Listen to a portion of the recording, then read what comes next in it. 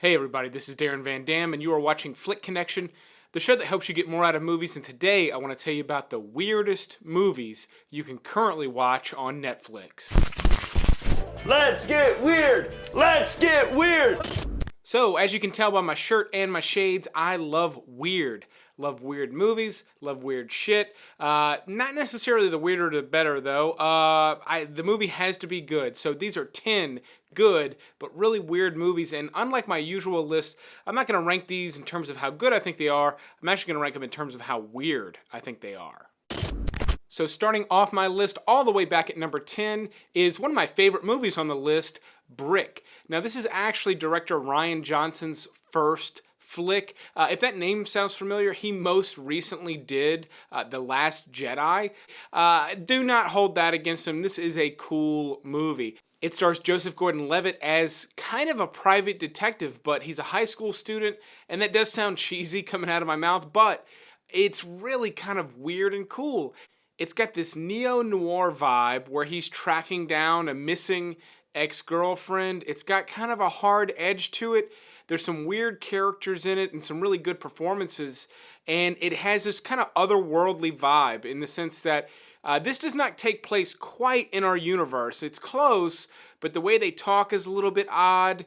The over-exaggeration of some of the characters is a bit odd, and it's completely entertaining. I love every frame of this movie. It is a really, really great directorial debut. It's about 10 years old now, but if you've never seen it, it'll seem like this just came out recently. My first Netflix original on this list, and yes, there are 3 coming up, is Apostle. Now, I talked about this one on the podcast recently. By the way, if you want to check out the podcast, there's a link to the Flick Connection podcast in the description. But Apostle I really liked, and what I said in the podcast is I feel like I want to like this movie more than it deserves. I like the setting, I like Dan Stevens, I like the vibe of this one, I love the director. I did not love the movie as much as I wanted to, but I like so many elements about it. It's got this cool gothic theme. It's dark, which is great, and then the weirdness kind of catches you by surprise. You're not really expecting some of the weird things to happen, which is what makes this movie work for me. However, I can see why some people don't love it, so I'll go ahead and move on. At number 8, one of the more fun entries on this list, The Last Dragon. Now, this is a super cheesy 80s movie, a martial arts movie that I don't even know if it really features any real martial arts. It's got dance parties and dance music and just weird performances by everyone. I am no master. You sure look like a master to me. Awkward, not sex scenes, but awkward sexual situations. And it is just a ton of fun. Everything about this movie is weird, and it is hilarious to watch. If you love 80s cheese, right now, The Last Dragon is like the holy grail of cheesy 80s movies on Netflix. Her stars Joaquin Phoenix and the voice of Scarlett Johansson, who has one of the I'll just say best voices, particularly for this role. She's great in it. He's great in it, and it is weird. It takes place in the somewhat near future. I liked the future in this one. It's not too far removed from our reality, so I could see this really happening.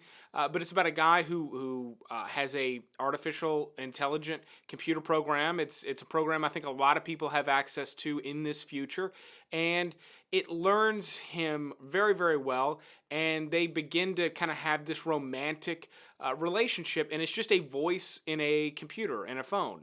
The thing about this one and why it's so far back on the list, even though it is really good, is it's not as weird as it sounds.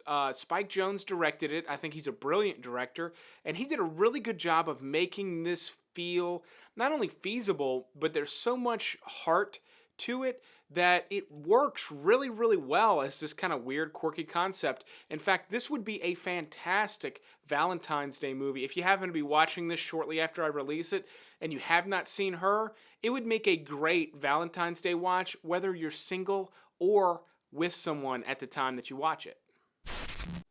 One that might not make a good Valentine's Day watch, depends on how secure your relationship is Eternal Sunshine of the Spotless Mind. Now, this one has a cult following. I really liked this one when it came out, and I'm not saying I am way ahead of the curve on everything, even though, I think I'm way ahead of the curve on this style of shirt. Let me know in the comments if you agree or disagree. But Michel Gondry is an incredible director. It's really a shame we haven't gotten too many more movies out of him. Certainly nothing at this level. But he did a lot of music videos in the 90s, including one of my favorite of all time, the Foo Fighters' Everlong. And the brilliant thing about his filmmaking is he does tons and tons of special effects, but they're almost all in camera, almost exclusively in camera. So he creates these incredible visuals of things that happened on the set that day. Scenes in Eternal Sunshine where somebody is shrunken down and in the tub, where they're going back in time, where they're doing all sorts of stuff. But the movie itself, the reason it gets all these weird points is it's, again, like an alternate reality where there is a device and a service that can erase memories for you. And what people tend to do is if they have a bad relationship end, they want to erase that person from their memory. Jim Carrey plays a character who broke up with Kate Winslet's character, and he's in the process of getting her erased from his memory. And that's where all these crazy visuals come from. So I love this one. It's been one of my favorites for a very, very long time. It's been on Netflix for a minute, so I don't expect it to stick around too much longer, so be sure to watch this one fairly soon. If you like this type of content, definitely click that subscribe button and be sure to click the little bell icon so you get notified when I put out new videos, just like this one, but different.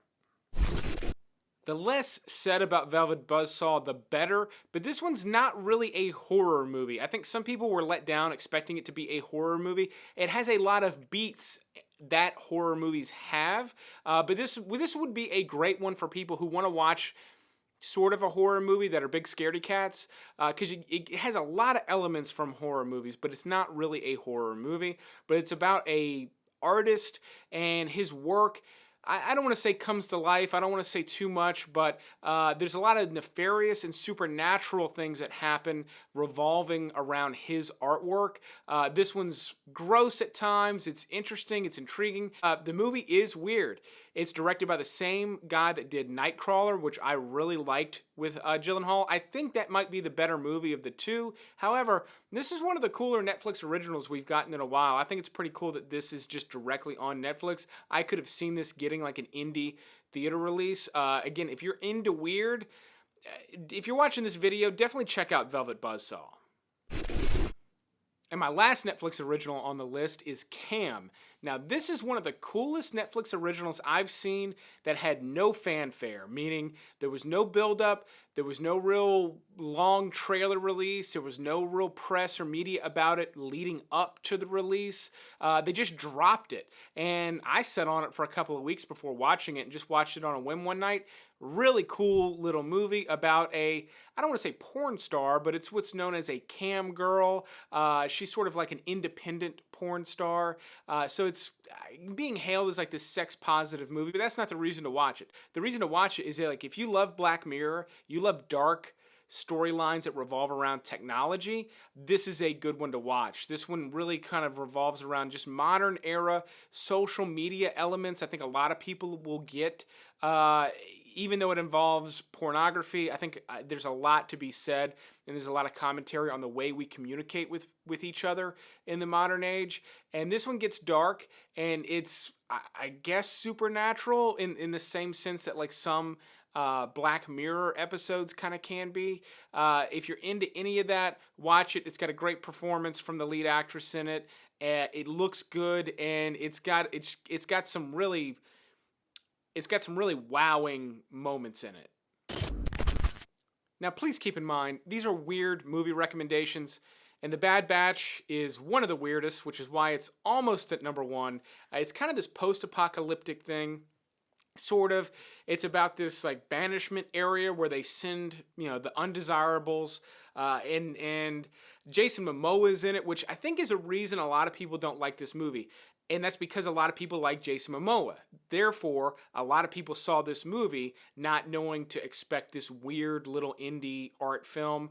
I thought it was super cool. It's got a cool vibe, and I thought about it quite a lot after watching it. Keanu Reeves makes a small appearance. Jim Carrey makes a small appearance. You're going to miss him if you're not paying close attention. But I really, really dig this one. If you're still hanging with me and you want to go get weird, definitely watch The Bad Batch. One of the nominees for an Academy Award for Best Picture for this year is The Favorite, which looks really good. I have not been able to see it in the theater yet. It is still out in theaters, but the director of that recently did a movie called The Lobster, starring Rachel Weisz and Colin Farrell. I really liked this one. Again, I love weird, and this one is uber weird. It is about, again, an alternate reality, which is so cool to me. But this world where if you do not couple up, and begin to procreate, I think that's one of the rules, that you have to procreate, you get turned into an animal of your choice.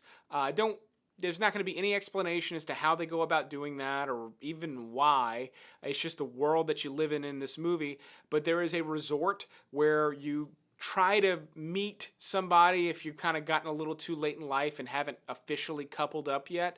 And it has a lot of commentary on sort of dating in the modern age, falling in love in the modern age.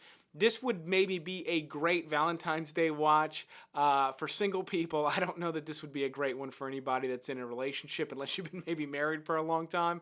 But I dug it. I thought it was cool. It's got really great performances from everybody, really well directed. It's got this dark and moody vibe, yet it's not.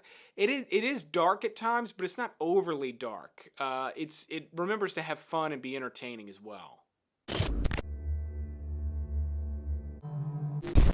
And my number one pick, making it the weirdest movie currently on Netflix, is Enemy, which is directed by Denis Villeneuve. I think I'm saying that right. He directed Blade Runner 2049, Arrival, Prisoners.